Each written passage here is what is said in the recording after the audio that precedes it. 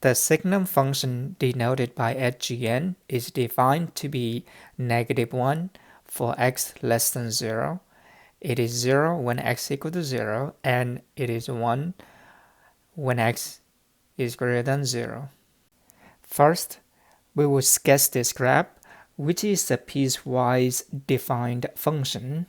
So we have to pay attention to the domain of each of the pieces. For x on the left-hand side of 0, the height of the function is -1.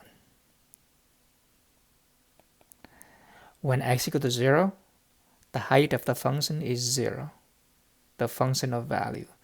And when x greater than 1, the height of the function is 1. Note that the function is defined everywhere, even at x equal to 0. As x equal to 0, y is 0. We are interested in the limits as x approaches 0.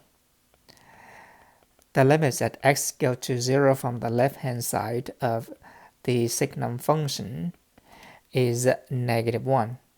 As we approach 0 from the left-hand side of 0, the y value, or the signum function, is approaching -1. The limit at x goes to 0 from the right-hand side is similarly +1.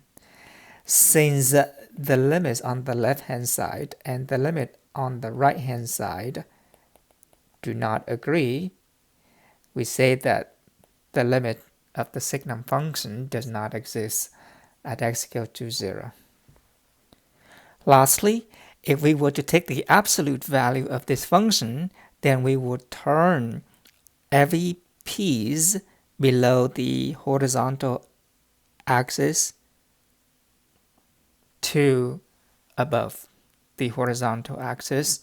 And so we would take this piece on the left-hand side and move it or reflect it to y equals 1.